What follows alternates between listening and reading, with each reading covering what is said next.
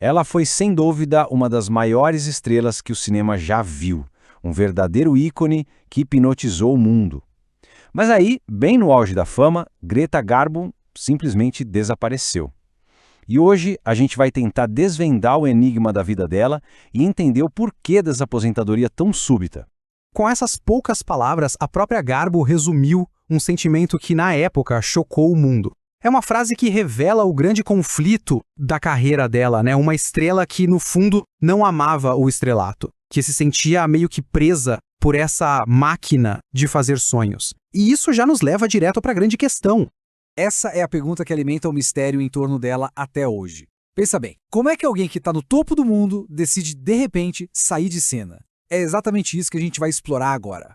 Então vamos começar pelo enigma da aposentadoria. Aos 36 anos, no auge da carreira, depois de 28 filmes, Greta Garbo fez o impensável. Se aposentou. E não foi uma pausa, não. Foi um adeus definitivo. Para a gente entender como é que se chega a esse ponto, a gente precisa voltar lá pro início. A jornada da Garbo começa, olha, muito longe do glamour de Hollywood. Começa num bairro pobre de Estocolmo, na Suécia. E essa infância, marcada por tanta dificuldade, é a primeira peça do quebra-cabeça para a gente entender a mulher que existia por trás do mito. Essas palavras da própria Garbo pintam um quadro bem sombrio da infância dela, né? A garotinha sensível que vivia nessas noites cinzentas sonhava com o teatro.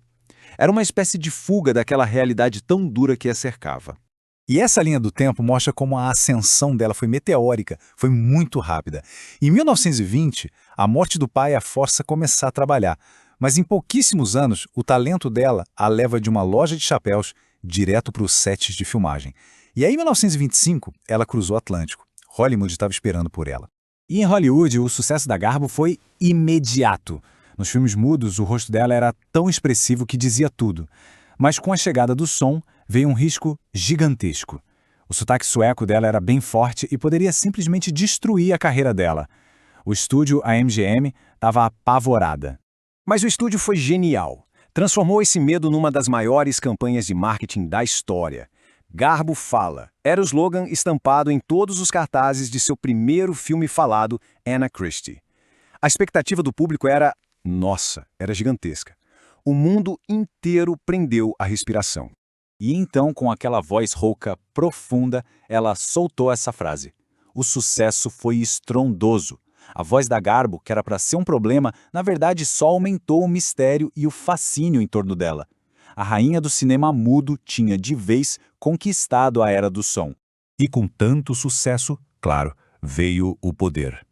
Em 1932, a Garbo usou toda a sua influência para renegociar o contrato dela com a MGM. E o resultado? $300 mil por filme. Uma fortuna para a época.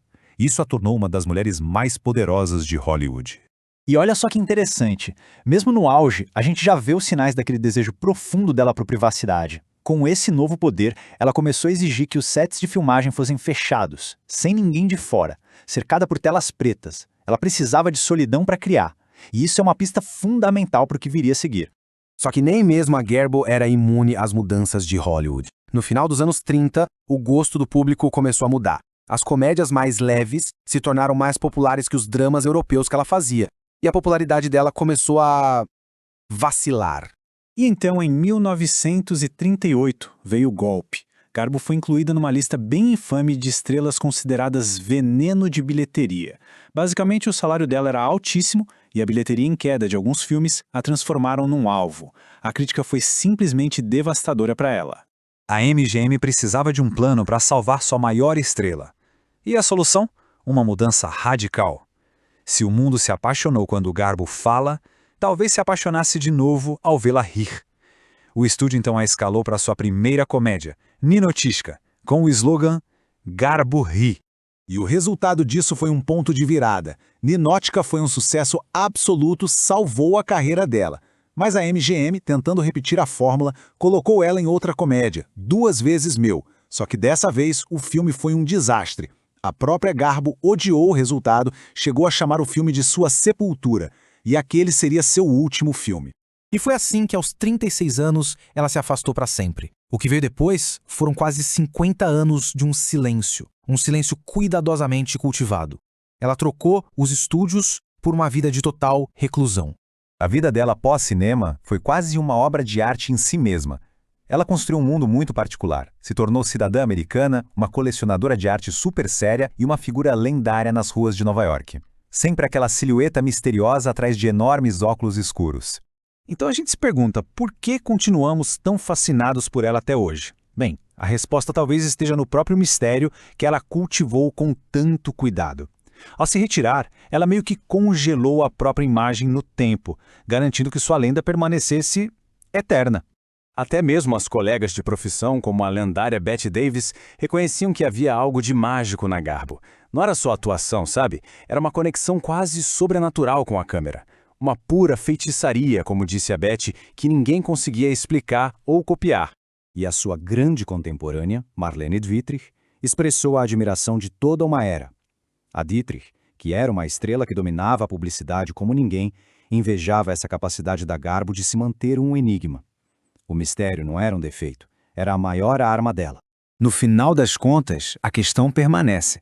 Teria sido a Garbo uma vítima da fama, uma alma sensível que simplesmente não aguentou a pressão?